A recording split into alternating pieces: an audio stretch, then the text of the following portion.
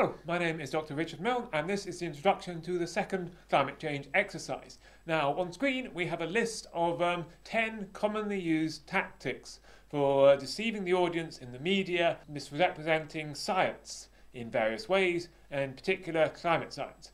So I'm going to give you an example of each one, and we'll start off with the most blatant one, which is the lie. So this is where a statement is wholly or partially inaccurate. So, for example, climate change is a hoax, carbon dioxide doesn't cause warming. Those are both hoaxes, they are both themselves lies. So for each of these, I've got an analogy of a guy on the Titanic trying to convince everyone the ship is never going to sink. So he might be saying, the ship can't sink, or there's no such thing as icebergs. Okay, moving on to our second example. This is the half-truth. Now, a half-truth is where a statement is made that, while accurate, leaves out such important information as to be deceptive. In climate change, for example, the climate's changed before. That's a half-truth, because if you don't know the details, it makes it sound like all climate change is natural, which it absolutely certainly is not. It's the equivalent of a man on the Titanic saying, well, the ship can steer, so that will allow us to avoid icebergs, when the reality is it can only steer so far, and the faster the ship is going, the less it can steer to avoid icebergs. Number 3 is completely true, but irrelevant. It's like saying basically something that's completely accurate, nothing wrong with it, but when presented out of context, it can appear to be a challenge to the science when it isn't. Like, carbon dioxide is plant food. Yes, it is, but does that make any difference to its role in global warming? No, it doesn't. So this is like someone on the Titanic saying, well, no ship this size has ever been sunk by an iceberg before, which is true, obviously, because there hadn't been any ships that size before. Right, number 4 is confusing science with politics. This is making a political statement and then dressing it up as a challenge to the science. So, Kyoto hasn't worked, wind farms are too expensive, carbon tax is too unpopular. Those things may or may not be true, but none of them are any challenge whatsoever to the science of what's causing climate change. So when we're talking about the Titanic, you might be saying, well, if we don't go at full speed, we'll be late arriving in New York, so we should assume icebergs don't exist. So it's a political statement, we should be going faster, which dresses up a sort of an opposition to the science of icebergs existing and being a problem. Right, number 5 is confusing belief of the public with evidence. Sometimes you'll hear someone saying, well, the public belief in climate change is falling away. People don't believe this stuff anymore. Well, science isn't like that. Things either are or they're not, whether people believe them or not. The Earth did not suddenly become round in the last 2,000 years just because people started believing it. It's always been round. Climate change will happen whether we believe in it or not. So we move on to number 6, which is misdirection. Now this is, oh, look, over there, Mars is warming. Or, ooh, look at these naughty scientists. Look at these emails they've stolen. Look what they're saying to each other. It's distracting the attentions of your audience away from the hard evidence. And if the evidence for something is very, very convincing, then your best hope of stopping people believing it is to make them look elsewhere. This is how magicians work. It's how pickpockets work. Now, if your man on the Titanic is trying to ensure that the ship crashes into an iceberg, then as the iceberg appears, he'll say, oh, look, dolphins! Everyone look at the dolphins! So that's the sort of thing. Number 7 is cherry picking. This is a very common tactic of misrepresenting the evidence.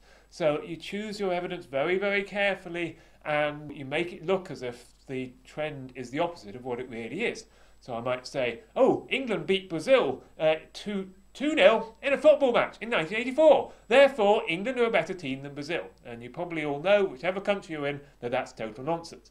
In the terms of climate change, you might say 2006 was warmer than 1998, therefore the world is cooling, which again is nonsense. Those 2 years have been cherry-picked.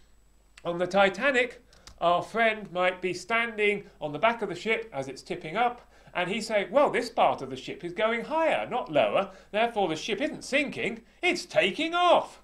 Okay, 3 more to go. Number 8 is what I call promoting the Maverick. Now in science, you always have, well, you often have, when the evidence is really, really strong, a consensus. Most scientists believing a theory because the evidence points that way. But there will always be one or two who, no matter what the evidence say, no, I don't believe the consensus, I believe this. And actually, that's healthy. That's how science works. And very, very rarely one of these mavericks is right.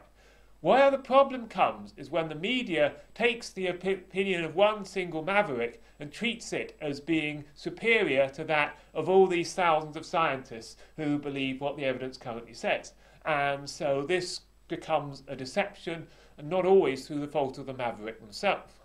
Number 9 is the false expert. This is where someone without any expertise in climate change is presented as an authority on the subject. It might be a chemist or an astrophysicist or a geologist. It might be an art historian. Very often it's a politician, an economist, or the member of the board of an oil company. And these people are trotted out in right-wing press or wherever, and their views on climate change are treated as being gospel. This is like somebody on the Titanic saying, look, I found this guy here, he works in the engine room and he says the ship's unsinkable, ignore everyone else, listen to him. Finally, we have the strawman, attacking the actual theory of the science or attacking the people it comes from by misrepresenting them. So you might just say it's activists who say the planet is warming, it's environmentalists who say CO2 is warming the planet.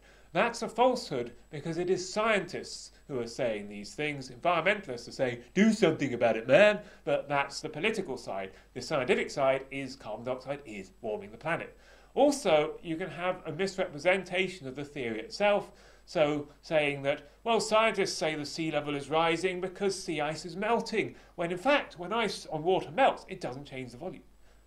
True, that's why scientists are not saying that's what's rising sea levels. Sea levels are rising because the ice on land is melting and because of the thermal expansion of water. So our friend on the Titanic might say, well, they say icebergs can sink ships because they move around at 30 miles an hour, but I know for a fact that they move very slowly. Clearly, no one is saying icebergs move at 30 miles an hour. He's misrepresenting the opposing argument. Or he might say, who is it that says this ship is sinking? Lifeboat manufacturers, that's who. And again, misrepresentation. Okay, those are the 10 forms of deception, and I've given you a list of claims that have appeared in the press, and what you're asked to do is match these to these various forms of deception. There may be several for some of them, and basically, good luck.